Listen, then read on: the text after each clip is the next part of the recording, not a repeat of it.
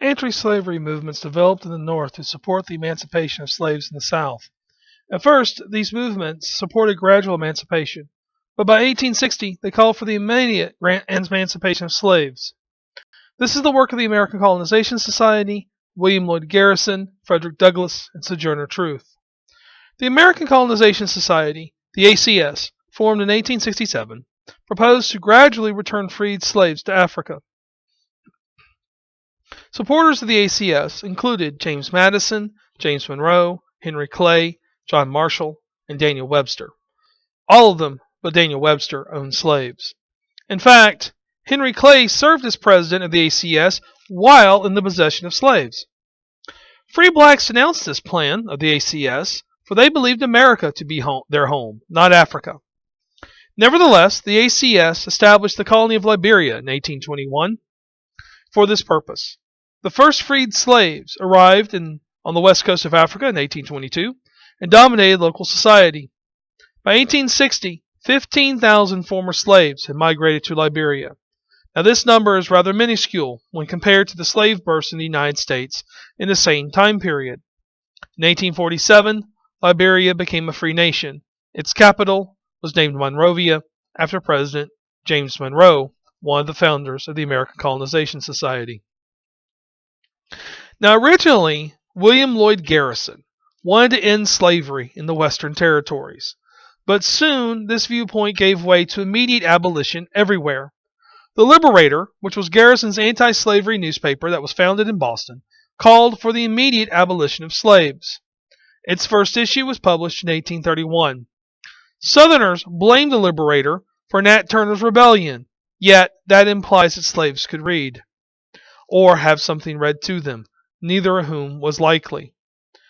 Yet, at the same time, Southerners' defense of the peculiar institution gave more exposure to Garrison's Liberator, and Garrison became the nation's most fervent, principled, and unyielding foe of slavery.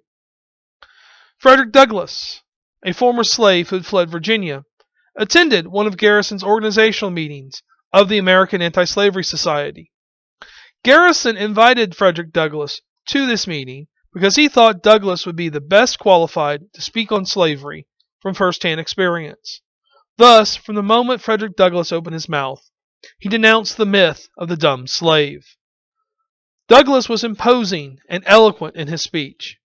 In 1842, Frederick Douglass told a group of listeners in England, quote, "I stand before the immense assembly as a thief and a robber.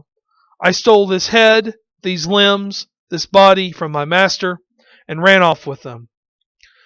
Douglass would later purchase his freedom from his master through money he earned in speaking engagements in Great Britain. In 1845, he published his autobiography, A Narrative of the Life of Frederick Douglass. Sojourner Truth was a religious woman who preached on the sins of slavery throughout the North. Originally named Isabella Van Wegenen, Truth was freed by law in the state of New York, and in 1830s joined the Matthias cult. Her testimony spoke on the evils of the peculiar institution and the inequality of women. Thus, Sojourner Truth became the intersection between religion, the inequality of women, and slavery. Her most famous speech was titled, "Ain't I a Woman?" in which Sojourner Truth states that American culture placed white women on the pedestal, especially in the South. You might recall the Southern Belle, but not black women. In his book, The Purpose of the Past, historian Gordon S. Wood states that Truth did not actually utter these words, "Ain't I a woman?" Yet that is the title of the speech. The significance of Sojourner Truth is that she demonstrated the consecutiveness of abolition and women's rights, and also the value of women in reformist causes. By 1860, reformists such as Susan B. Anthony and Elizabeth Cady Stanton were championing the cause of abolition. In 1863, their organization, the Women's Loyal Nationalist League, conducted the largest petition drive in U.S. history at that time by collecting nearly 400,000 signatures in support of the abolition of slavery.